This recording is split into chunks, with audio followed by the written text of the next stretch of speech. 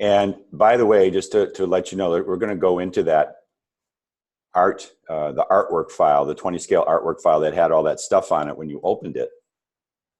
And if you back way out of that, you'll see that in the lower left corner is an actual horizontal title block in there. And it's just sitting down there. It's probably locked.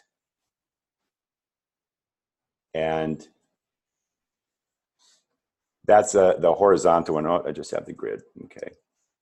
In here, so you can always work down there and use that as an example to see things. I'm going to unlock. By the way, you can't see my menu at the top, and I apologize for that. I don't know how to get that back into full screen. It seems like that's not, in the Mac, it's not working that way.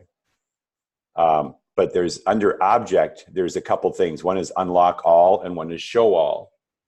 So if you have a bunch of things locked, you can't find the thing that you want to unlock, you can just do Unlock All, and everything unlocks underneath the main layer that you're on. And then also, you can also say Show All. If you have a bunch of hidden things and you can't find something, you can Show All. The problem is then you have to go hide everything again individually. So things that you have hidden keys, things like that. On that title block that we were working on yesterday, on the right side of that, let me open that up for you on mine.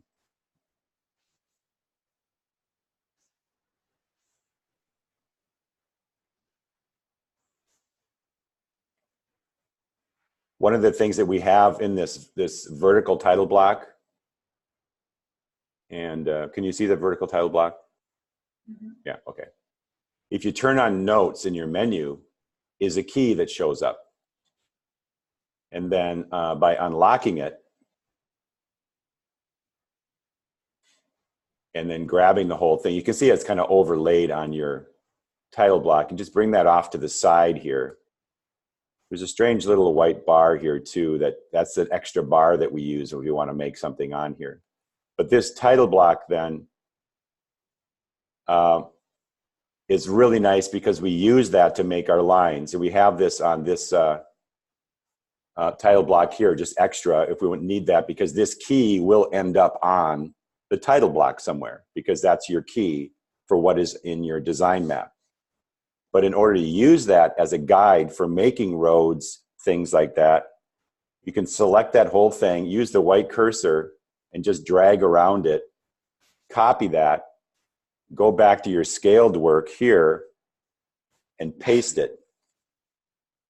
And then it will be on this one. So now you anytime you have something and you want to move it around, just select it, copy it, and you can paste it directly onto the other file that you're working on. And then it will go into the layer that's like, right now I put it in title block there. And it should be basically all these things are right at the top of the title block. If it's pasted in, then you might want to group it to get all these things together. And I'm going to take it out of the title block so I have it, somewhere else in here. But we'll leave it right there for now. The nice thing about this key is that's the key that we're going to use. You can change these things if you want to, of course, any of these things in here, in this key. And this is on the title block under Notes. And usually I have it turned off so that it's not distracting. It's, and you do that sometimes. But if you turn it on, select the whole thing, you can copy it and paste it onto any file that you're working on. And this is our guide for doing lines. So if I want to make this road over here, and I'll use the pencil tool again, which is the N key, I can just make a road like this, and I have a line. If I use the eyedropper now, I can click on any one of these lines, and it will make it what I want it to be. So large equipment access, usually that's a path, dirt road. We do this across fields and things. This is that dashed line that we made the other day. It would be like that. If I'm using the pencil tool again, and say I'm doing the driveway, come across like this, then I would use the eyedropper and click on the road, and now I have the road on here. And then the only thing I'd want to do is go into my lines and change the width to match. I think we did a 1/2 inch on that 10-foot road. Yeah, I'm not sure that this is the other file. I'm not sure it's scaled correctly yet. But so the nice thing about the key is that if I'm doing, say, the property line, which many times is a rectangle, but we use the pen tool, and I'm going over a map or something that has the property lines on it, or I can just tell from the fence lines or other things, then I can use the eyedropper after I make my line. It doesn't matter what it looks like. And then I can click on the property line icon, and it makes it that. That also works in reverse. Whereas if I highlight the property line first, anything I draw is going to look like that. If I say I'm doing a swale and I'm following a contour line with the pencil, I can first click on the swale line or the swale icon. Wherever I draw, it's going to look like that.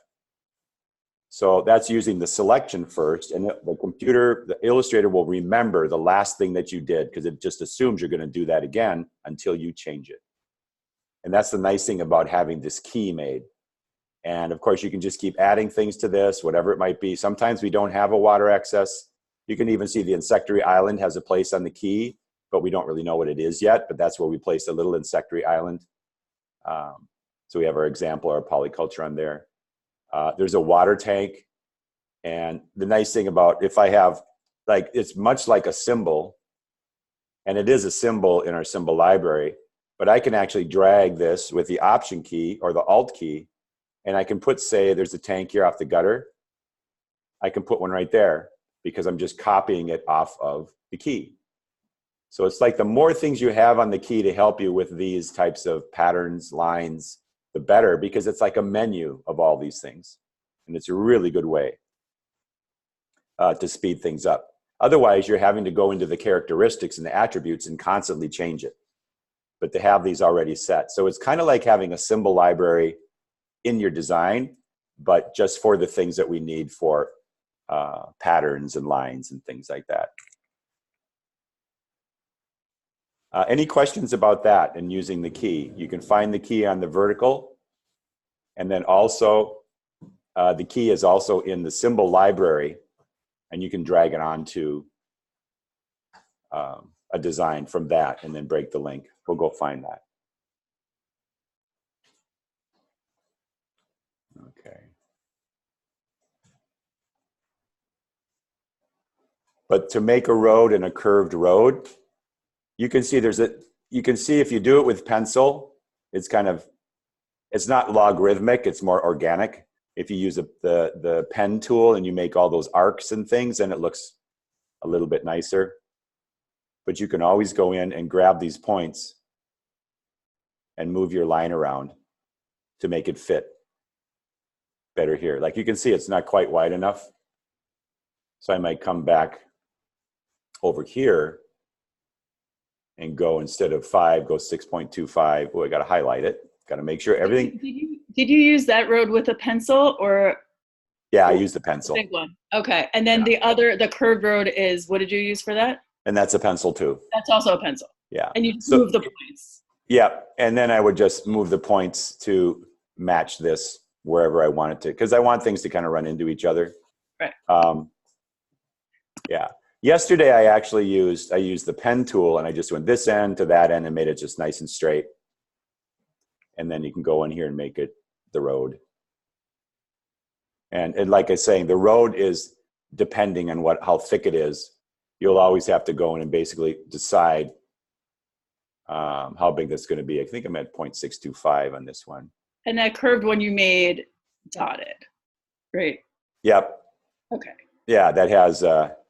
So what's funny is that those are dashes, and we use those dashes for lots of different things over time. Okay, so I hope that's like for an existing road and like a road that maybe you want to build, like the dotted one is like a future road. Actually, the solid is a paved road many times, except for, or gravel. The dotted line is basically like machine access. We're used once in a while going across a property. So if there's kind of a road that's made where you have, but it's not paved and it's not gravel, it's not very, it's not a maintained road, you might say, with materials, then it would be dashes like that. Solids are basically gravel roads, and then it's just a color. So if this was a paved road, and of course it probably would be much bigger, I'd go into my colors and I would make it, let's see here, make it gray. And any types of gray that I might use for that, so you can kind of change it, whatever matches. If that was is that standard just for United Designers or for like all architects everywhere? Or is that just for? That's just for us. And so the difference between what we're doing really and architects is we render everything, right? If you're an engineer, it's all lines, with measurements. So most of the work done with engineering, it's not, they don't have filled lines. They don't have all these different things that we're doing. It's basically everything is outlined as boxes, right? It's just like a drafting thing, sort of thing, or a construction drawing. Because that's, to them, it's basically how it's going to be built, and the information on there is more about engineering than it is about aesthetics, or like in our case, relationships, where things are. So if they had a tree on there, there would be, just like we saw actually in one of the other DWGs, there would be an X and the name of the tree. There wouldn't be a canopy. There wouldn't be any of that, right? It would basically be just for the place where that goes, or there might be some kind of symbol outline around it. But most of those designs don't have fill. Landscape architecture, of course, they'll do a rendering for the color. Ours basically, and they'll do different ones for that. But a construction drawing, like if you did roads, it would be basically the one side, the other side is a line, and then they would have all these details inside of it for width. If it's bituminous, what kind of material, layers and depth of material, things like that. A lot of code in there. So we do this in our gravel and our paving basically to represent the road, but we do not put engineering or specific things about the road usually in our designs, because we don't make the road. If they were going to have a road put in, paved or otherwise, then there would be another drawing, just like a house. There would be a whole nother set of drawings representing the house or representing the road and the engineering thereof. Okay, and sorry, one more follow-up. So now you have that big, thick road, and it's sort of over it's not very pretty on the edges. How do you clean that up, or do you not? Right. So I'm a type A, so I like it all like. Not a problem. So yesterday when we were in here, I'll open up my other file. And this is what I was working with yesterday as the example. So now you can see the layers in here and how they're positioned. So the road is under the trees. That's how we put them in the base map. So your layers in the base map tells you how things are going to be layered in here. It's like later on, if you put the soil maps in here, you would probably drag the soil maps way down to the bottom, so they're underneath all of these things, if showing at all. But so trees on top, they're the highest thing, so they're way up on the top. The utility lines are basically above that, and then you have the buildings. In this case here, the road and the access, of course, is below the trees, and so the trees go over the top. Then as we add transparency to that, like I put in the 80%, 70%, then you have the shadows coming through, and that kind of helps add another element of depth for that. So also in the grass over here, the grass here is also somewhat transparent. Right now I have it at 51% down here, so that the texture comes through, but also, the trees, you can see more of what's coming through there, but the grass is in the plants, and then the utility is on top of that. And I also put the buildings on top, so the building goes on top of the grass. So the layers are what make things make sense, because we need to have highest things on top and then go all the way down to the bottom. The grass would be underneath everything. So buildings on top of that. The only issue we had yesterday, and there's a little funky stuff once in a while, is that this sidewalk is actually between the trees and the grass. So I actually took that sidewalk and drug it up here so that we would have it right there, it's actually between the trees and the grass in our plants. So that's where we're kind of breaking the rules a little bit about layers, but because it's on the landscape, it's under the house, it's on top of the grass and below the trees, and that's that position right here in plants. We usually don't put hardscape in plants, but that's in this case, we had a, we want it to look right. So, and that's the beauty about having the transparency also, is the sidewalk actually looks like it's going under the tree, and the road looks like it's going under the tree, and any other things that we have will do that the same way. If you get things that are off and not quite right, then it's like, say, these trees and the buildings are on top of the grass, which is great, but now you can see that this tree is actually underneath this building. The house doesn't have any trees on it, but if I move this tree over here, it would actually go under the house because the house is on top. So that's where we kind of run into issues, and you kind of have to play with that as it happens to finesse some of these layers. But I really don't want to take this shed and put this into my plant area. So I'm just going to let that little corner is going to be fine. There are some things you can do with that as far as playing with transparency and darken, those kinds of things to select that. If I select this side of it and go to transparency, see it's at 100%. If I use the V key, it will select, select that whole group. If I add some transparency to that, say it's 60%, that tree starts to come through, and then I also get a little bit of texture. So that's one thing you can also do, is just use the transparency to let these things lay over each other, and then it looks better. There's also a lot of choices here under transparency. If I only want something to show up if it's darker than the things below it, that helps too. So in this case, if this is darker than something below it, then it will show up, but the tree is darker. So the tree actually will be on top. And that's the transparency tool, but it's kind of finessing that, and you kind of have to play with that. So you can either use transparency or you can use darken, and it's just this thing. But that's where you're getting into multiply, burn, lighten. So lighten and darken we use sometimes, but say I don't want to change the layer of that. I'm not really going to affect this thing anymore. If I click on darken, now because this roof line is lighter than the tree will look like it's on top, but I actually didn't have to change the layers. Two questions.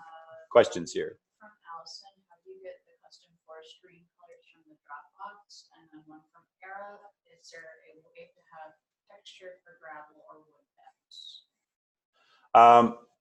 Last question first. There is a way to get texture. When you add texture to anything, it actually uses raster files.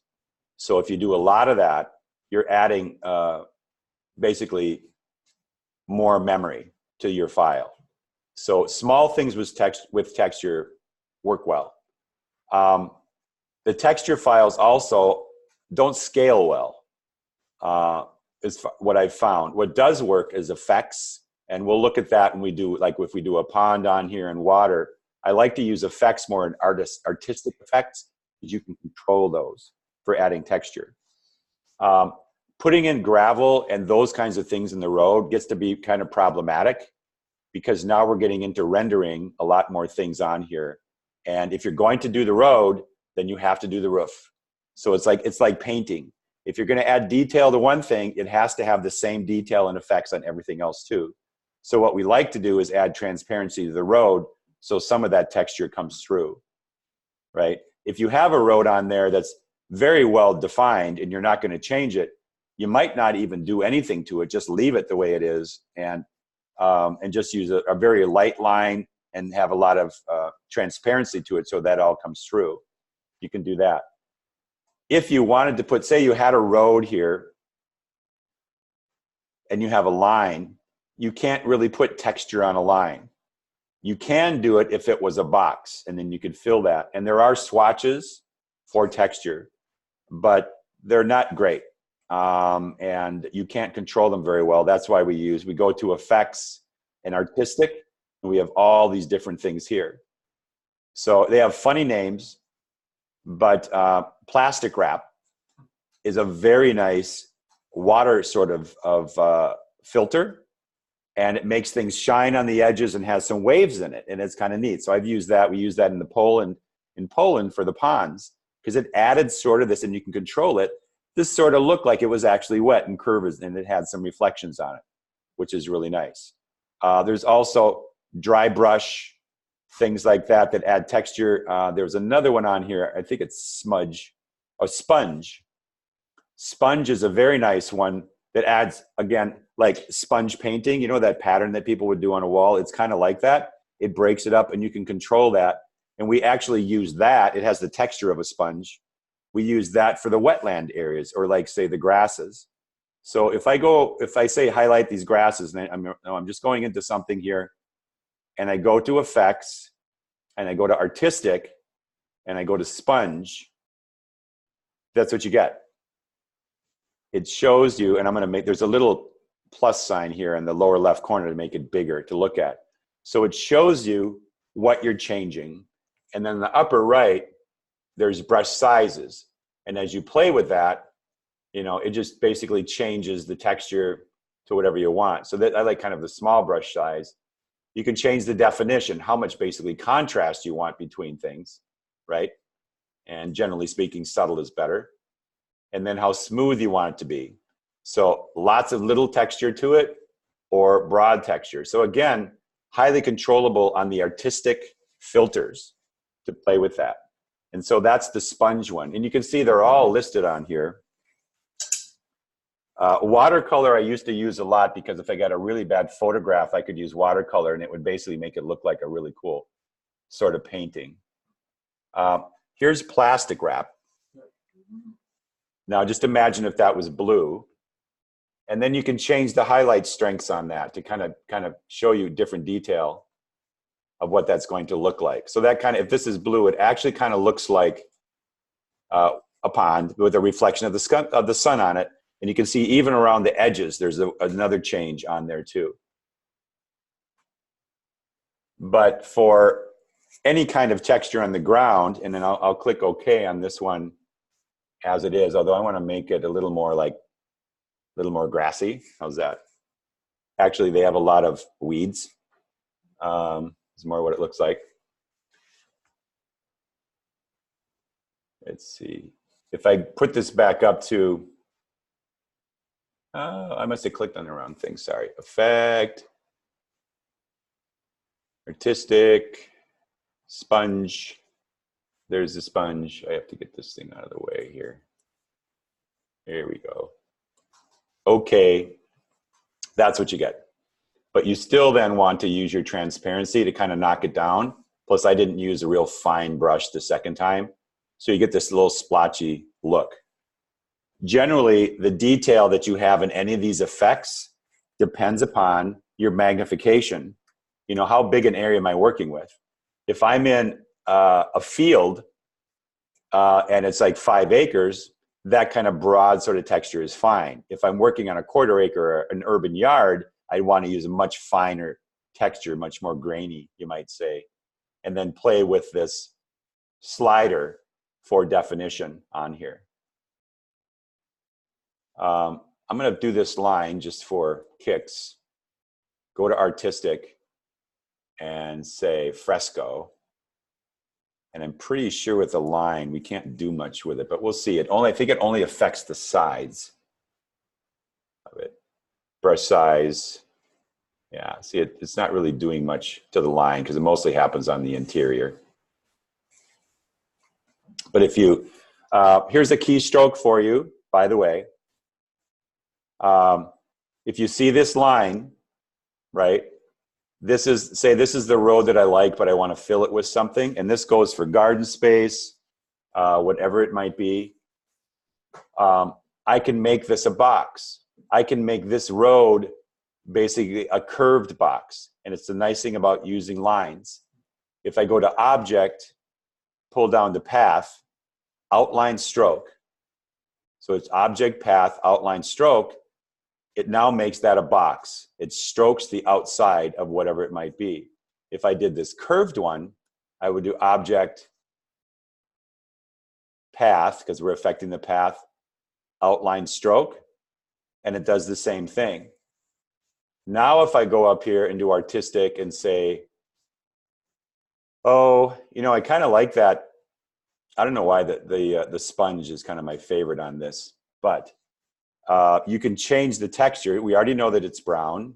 We know that it's gravel. We bring it in a lot of texture to that. You know, again, you can change the definition of it. So it's just gentle or it's kind of crazy. You know, again, this is up to you. Brush size, see, this is the big stroke, small stroke on that. And then I click on OK. And now this road has more of a gravel texture. If I click on this one and I go to effects, it says apply sponge. This is a nice thing about Illustrator. It remembers the last thing you did. And if you're going to do it again, this will do the exact same thing to this feature, this element that I'm working on. Or if I want to change it, it knows at least where I'm going, and then I can make all those changes on it. This one will do exactly what the other one did too. Now, as you can see, they kind of overlay on each other and you have this weird sort of effect. So you might have to go in and, because now that it's a box, I can grab this corner, drag it up here, grab this corner, drag it there, right? And now basically I don't have that overlap much anymore. I might want to play with it, but that's a fill.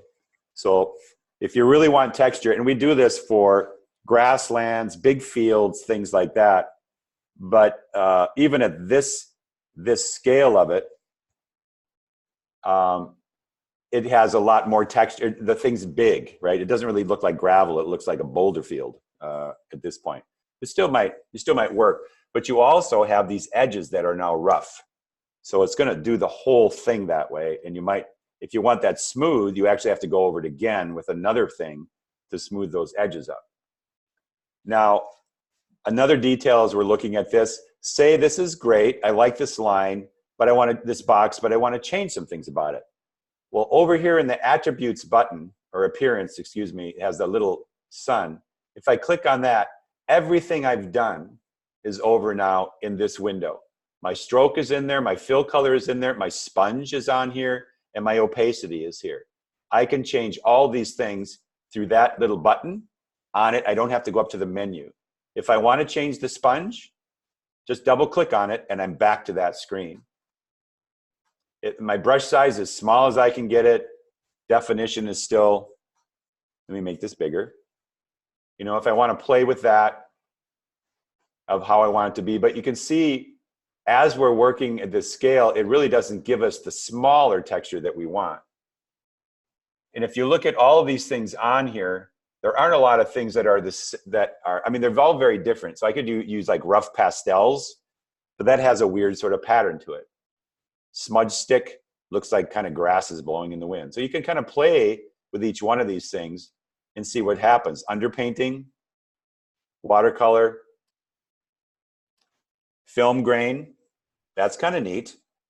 So now we have sponge and film grain. It looks much more, make it smaller grain, little grain. Let's try that one. And then just use the sliders to see what you want it to look like. Yeah. And so you can have really tiny grain, which you can't really see. Big grain, right? See, it's just adding a black, kind of a black filter over the top. But now you have something that looks pretty much like gravel. I'll click OK. So now you can see the difference between sponge and film grain. Actually, I kind of like that film grain. That looks cool. That looks more like gravel, if you need a gravel road. Generally speaking, I try not to render too much like this, because it really stands out when you're not rendering everything else. So if you're going to do that, well then I probably should do that to the trees too. Do I apply sponge on all the trees? I could do that. If I went up to all my plants, pull down to effect and said apply sponge, they'd all look like sponge, right? I probably want to use the grain on here. But this is what I was saying when I started in that one first presentation about color. We're adding a lot of detail, and basically this is noise. This is grain. And like in film, you would call it noise in digital, or you would call it you know, pixels or high grain in film. So all of this detail, if you're going to do this now, and this is going to be your style, then everything has to be that, right? Everything has to have that. Or like now the building looks funny. You're not, you know, being consistent. So either go for it and do that or not. Now, speaking of filters and the fact that we're on there, we also have another effect, stylize and drop shadow. And I can preview this. Now we have this pretty cool 3D effect. And of course, this is where the sun is coming from the north. You can go to XY and move it, which way it might go. I'm kind of a fan of centering it and then going up. So it looks like, just like where we are, the sun is coming from the south. So everything that's a plant now on this canopy, if I click OK, has a shadow, right? But every time we do something like this, we're actually kind of getting away from the design side and we're getting more to the aesthetic side. So the best thing to do is focus on the elements as simple as possible and do the design. Do these things later if it's necessary.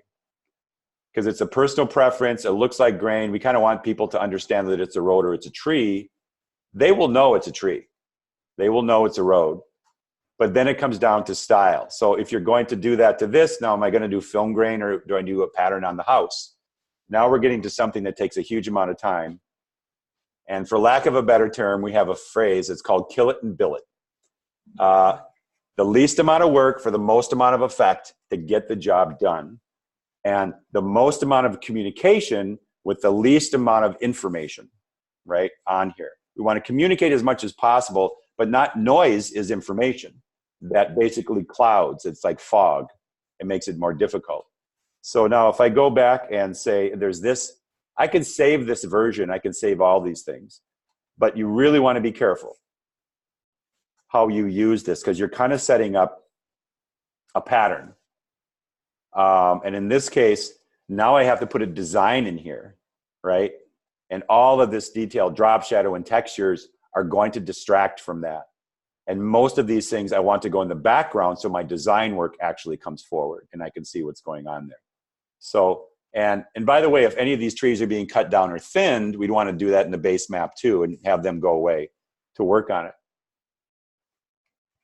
I have a question. Yeah. Would it make sense to use your drop shadow on your overall like presentation design on the whole thing as an effect?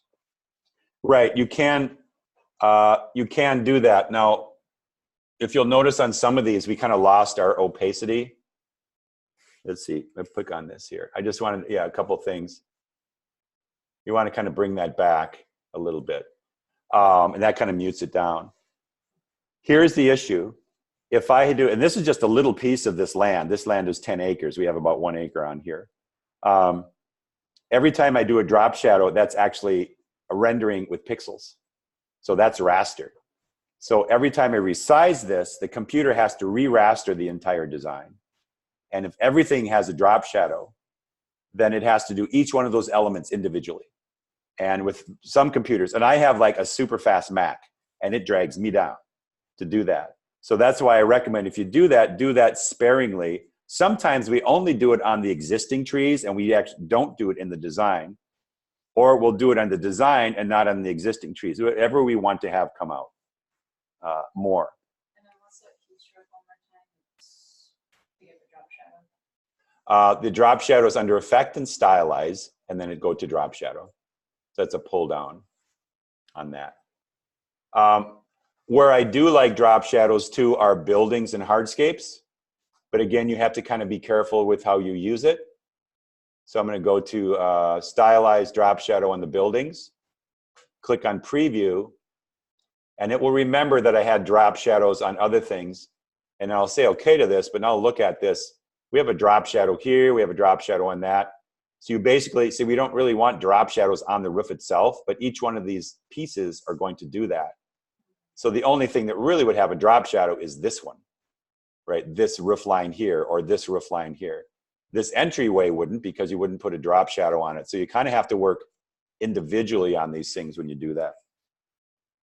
So if I want a drop shadow on this building, I might take that roof, and of course it remembers, apply drop shadow.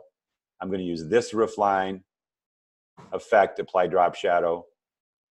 And so then I just have enough to show what's going on. If I wanted one here, because this is underneath, and I don't think it will run it on the rest of the roof.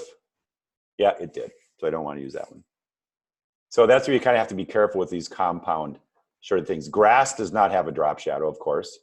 So that would not have one. But the trees would. So those are effects. Now this, again, we're getting to personal style, and with the design work that I usually have been doing, and now I want to open the entire design here as an example.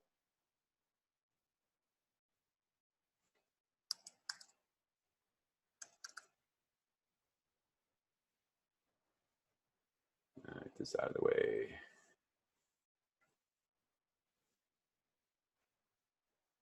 Open up columns.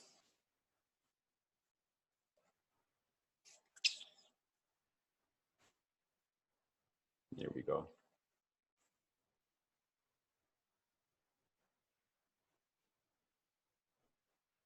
Oh, was I opening up a PDF? I think I was. I'll do that anyway, just to show. Hopefully things will show up. I was opening up a PDF, and you can still see what's going on here. So on that design now that I started, you can see all the things that are on here and how complex it is. So I'm kind of getting to why I want to keep things simple. Look at all of the drain lines in here. So the blue lines are actually roof water coming off, clean water coming off. The purple is laundry and shower water coming out onto the landscape here. You can see my road is on here. It actually curves around. We have a little icon for our SUV. The house, and then the existing trees and the new trees on here. Actually, this is just the base map now that I look at it. It doesn't even have a design on it yet. So a new driveway design that we have on here. We have some beehives and some other things. So this is the final base map on this design, but you can kind of see why I need to keep things simple, because we're adding a lot of detail. I have all these gray water lines going out. I have gutters on here. The road, we were kind of put a bend in it. That was more of a security and privacy thing. We actually were going to bend their driveway so you couldn't look into their place, and then put trees in here, and actually water collection. So the whole canopy is just little trees with a little drop shadow, each one of these individual trees, just like we did. The house is the same way. How we want to do the grass and the turf on here, I just squared it off. And then you can see all these things on here, and then I have like basically one drop shadow on this one side, because the rest of them would kind of shadow on each other. Some of the shrubs were next to the house. We have some ponds we put here, but you can see because I have all of this detail, I kind of need all these things to be very simple so you can see it. This solid road here, if I had that, yeah, as you can see, it's a line on here that I just stroke with this brown. If I add gravel to that, then when these lines run through it, it's going to get very busy and get hard to read. So that's in my style, and I think it's a fairly basic style. It's a diagram as simple as possible so it's easily read. Where did that go? Where did this go? The canopy is screened back, and my design is about the only solid thing that's laying on top of it. It kind of gives it a sort of a 3D effect. So here's also my paths are on here. These are just walking paths on here, and they're just gray, each one of these lines. The road is brown. This one's brown too. These are just kind of the gravel areas on here. We added this greenhouse and all these things. Here's my arrow basically about access to this area specifically. By the way, all these labels that are on here are on the title block. They're not on the design. That just has a design on it. Here's the finished thing like we worked on. And this is the horizontal one. It's the bottom of your artboard, your artwork file. Solstice, I use this to change my sun angles. Again, these are just lines that I can change the angle any way I want, or basically redraw it. Winter and summer solstice angles. Here's my key. A couple things missing on here. There's the roads, all those things. This is this is Texas, so this is their sun rise and set. Pretty amazing at 29 degrees latitude. This is all the information that came off of the data mining. The total number of acreage, we should know prevailing winds, annual precipitation, elevation, latitude, growing zone, 8B, 9A, pH of the soil, and then the climate, landform, and soil type.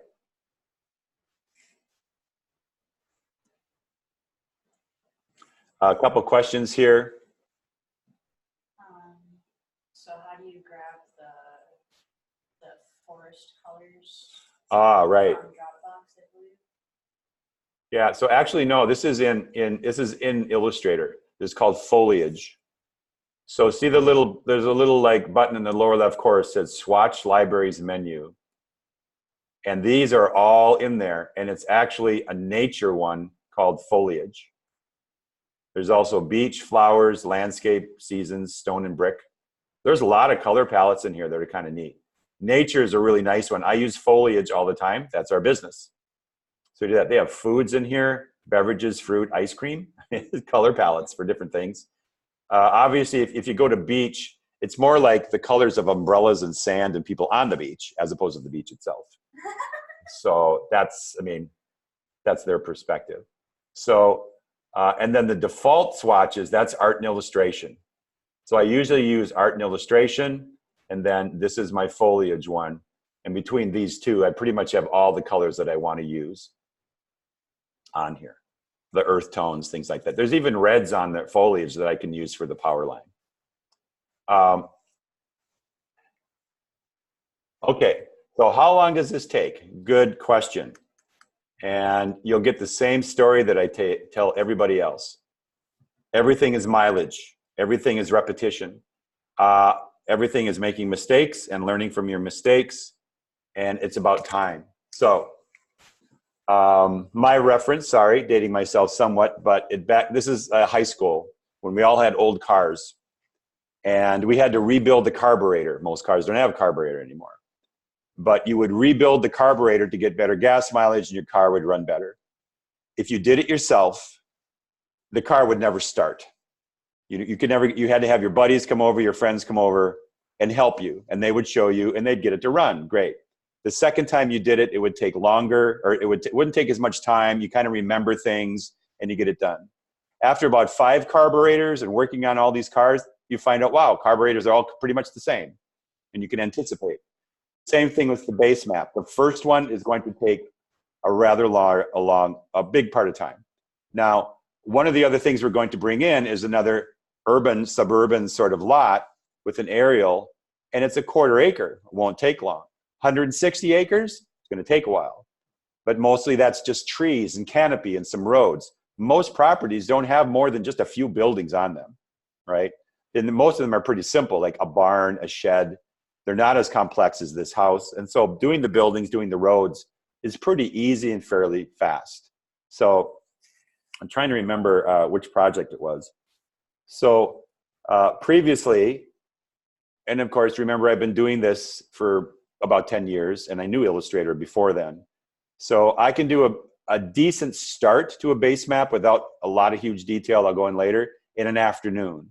But I know where to get my aerials, topography. And by the way, I'm having other people find this stuff for me also, like Ben, who will be here tomorrow, and say, Ben, I send them the KMZ file, which is basically a file from Google Earth, and say, here's the place.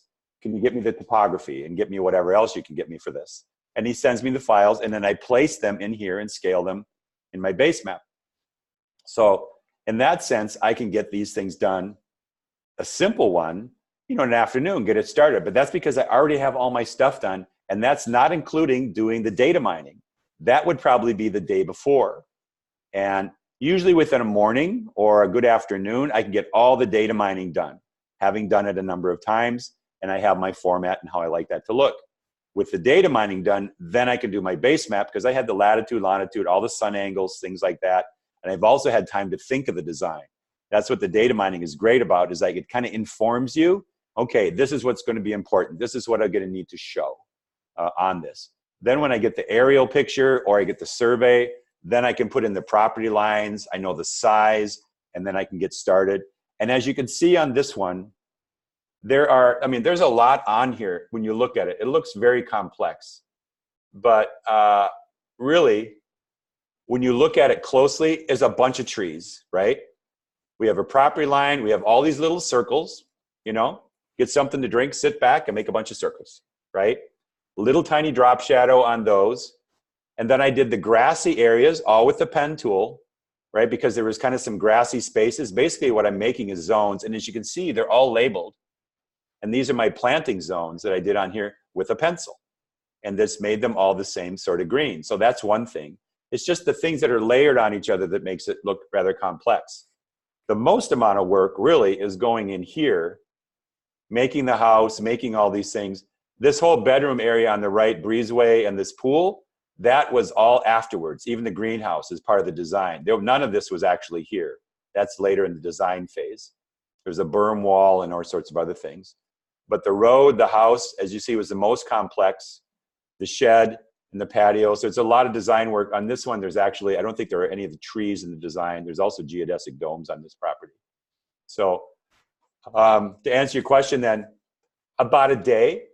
But I really enjoy doing this, and I get to experiment with the different designs, and that's what's come over time doing this. So I would say plan a good day with a good aerial off of Google Earth, and we want to go to Google Earth and download your place, whatever you're working on Google Earth, and import that into an art layer. So you can start doing that base map, and I'm hoping everybody will have a place to go and do that, and we have decent resolution. That way, everybody's working on something that they know about in context. So my point being on this is, this actually doesn't take that long. When you look at it, they're just lines, right? They're just lines that are colored. They're boxes, they're squares, and they're grids on here, which we'll do again as we go back to rectangles. And again, when we have that process sheet, if I have my copy here, and you're going down the layers in these files, like if I go back here to this one, and I go to my layers in the base map, that's what's nice about having these, is that I'm going to go do my soil map. I'm going to place that in there, right? Get that underneath, because the soil map is actually part of data mining, and I've already saved that. Then I'm going to put my buildings on it. Okay, good. Topography, I'm going to import that from wherever I found it or from who I had it from, and I'm going to size that in. We did the utility lines, we did the hardscapes, we did the access, then we did the plants. Property lines, I just kind of put this one on here because showing you how it works with that. So just go down the list. And that's, I have to tell you really, every project can be overwhelming if you don't just say, okay, I'm just going to follow the process. I'm just going to boom, boom, boom, boom, relax, follow the process, and everything will fill in. After a while, if there is a gap or something's not showing, you can go in and fix that. But it's not like, I got to get all this done. Just go down the numbers, do the data mining sheet. Now I have the data. Then I open up my Illustrator file, because if I did the data mining sheet, I've got my aerial pictures, I have my soil map, I have all the things ready to go. Now I'm just going to place them where they go and get them sized in. So there's 3 questions. One from Tara about how you do the copy image for the aerial and make it that 20% part. And then a couple from Katie that's on the chat. Okay. Oh, one more from Tara too. She just added. Yeah. Does anyone know how to copy the image into aerial 20 copy? I'm pretty sure she was talking about the 20%, making like 2 copies of the aerial. Oh, right. So down in my menu here, we did this yesterday. Remember, we brought in the aerial picture and we bring it in at 100%. Then we duplicated that. Let me open this up again. We made another one. We would just go up here to the upper right corner and say duplicate in whatever it's called, linked file. And then we got 2. And then you drag one of those into the 20% folder. Now you have one at 100 and then at one at 20%. You would click on that when it's in the 20% folder and then go change your transparency. And I say 20% because sometimes it's that and sometimes it's not. And so, I think we were doing like 80 or 60. It depends on where you are.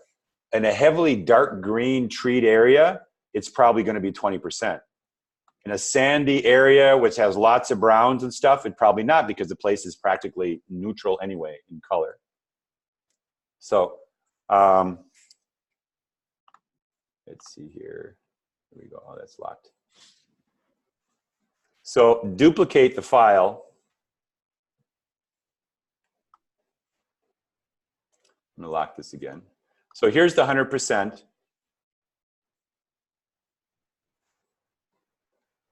And there's the 20%. So the reason we do that, it's easier to work on the 20% when you're putting your lines on it. You can see what you're doing. And you turn on the 100% when you want to look at some detail to really see what's going on there if you can't really tell where things are. Dan? Yeah. So things are tough right now.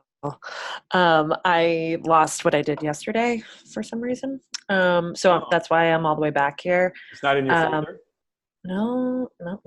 I don't think so. You probably saved it somewhere. I thought I did. I don't know. I'm trying to keep up, but also I feel like if there's any time on break, just not to take everybody else's time, if we can just sort of like click through kind of what we've done so far, because I feel like, you just, Sure. Yeah, is that okay? Yeah. Because also I just imported the aerial image, and for some reason it went into the 20 copy and not the 100%. I don't know. So, that's fine. You just drag it and move it around. Okay. And you can just put it. Look at it. And by the way, I'm always working in the wrong folder sometimes. You kind of get going, right? You get working, and then I have to go back and move things around to where they belong so that I can find them.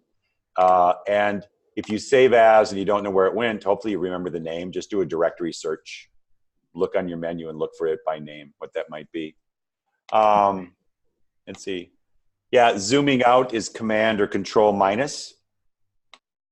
And so if a Command or Control minus, it basically makes it smaller, zooming out, plus brings you in, and 0 is full screen, depending on where your art box is. See, I had just opened this one raw, and I still have, see, there's my artboard way out there. So I'm going to bring it back around here. So when I do Command 0, it fills the screen. So it's very much tied to your artboard that way. Yep, Alt Zoom. OZ is zoom out. Maybe that's on a PC. On a PC it is. It is. Oh, okay. All right. Both work actually. Oh, the 0, the plus minus. Mm-hmm. Okay, good. That's good. Dan, I have a quick question just about the agreement with the Dropbox. So we can use this process and these layers in our businesses. Does that mean that is that correct in my understanding? Oh yeah. That's what it's for. Exactly. Okay. And then do we put the United Designers logo on there to give credit to you and what you've built? Like, how does that work? I would love you if you did. Okay. And it's kind of an expectation, but I can't force people to do that, because I myself have told people sometimes in certain situations, people ask me, who is this? Especially on projects where we're signing, and I have to sign an NDA, non-disclosure agreement. I don't put other people's logos onto the design. In United Designers, whoever touches it, whoever works on it, they get to have their logo on there somehow in the title block. And I do this with Ben and Warushka. But in some cases, I don't put it on there, even though they're still bound by my NDA. And we don't talk about other people's work anyway. Don't put things on Facebook that you're working on until it's public, or the client is happy or something, because that's kind of personal information, can cause problems. And so with each other, we don't, we just keep that quiet. But the United Designers thing, what we're trying to do is create this team of designers. And I'm hoping that as you use this, and it is part of the agreement, just put the United Designers logo somewhere.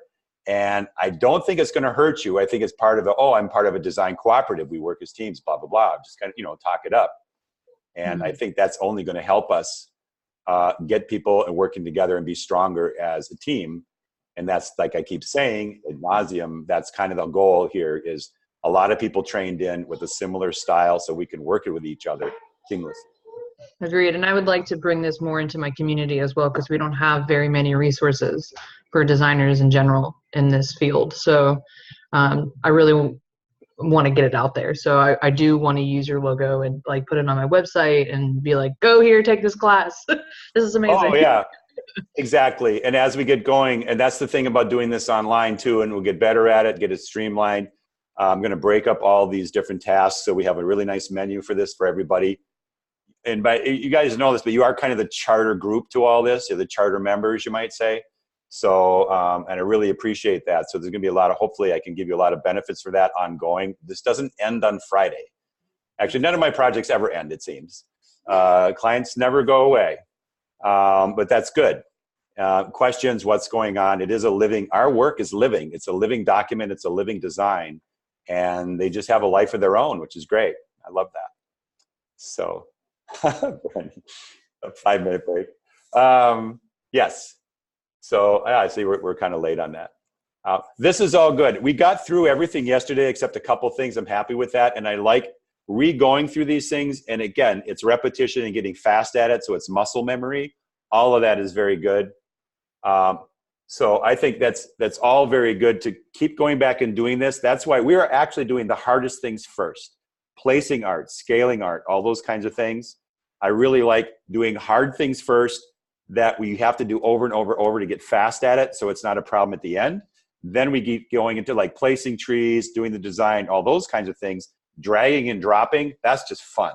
And that's easier. And making symbols, that's good too, not that difficult.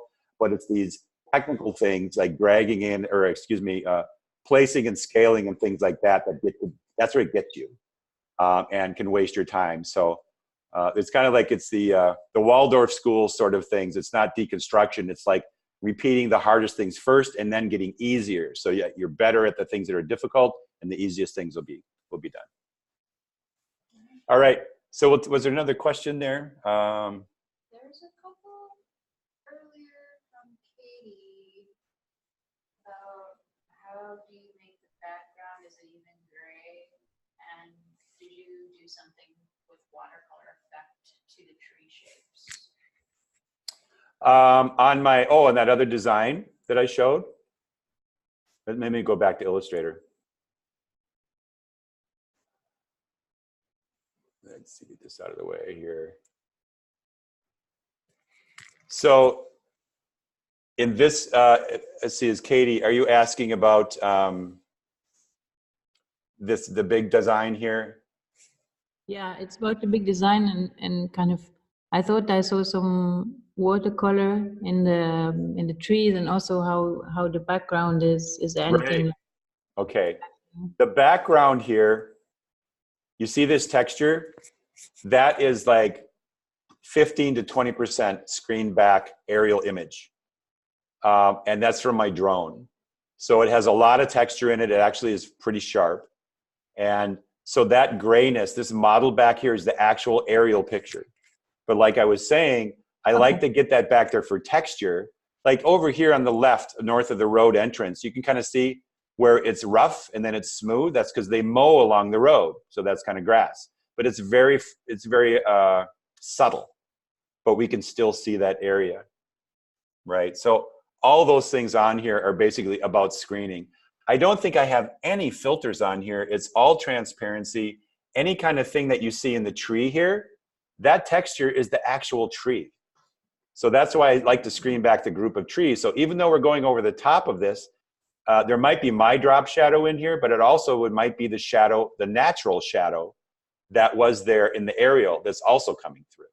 So it's kind of a combination of screening this back. You still have a little shadow from your aerial underneath the tree. I might add some drop shadow on that, but that texture is the texture of the actual tree. And I think that's really a nice positive and kind of subtle effect. Some of the things in here have more texture than others because they are prickly pear. Some of these huge things are just like big, huge patches of prickly pear, right? And those could be identified, but for the most part, for my purposes in doing the base map and getting started, let's see, the only thing missing on here is the actual plants. This is more the base map and the functional.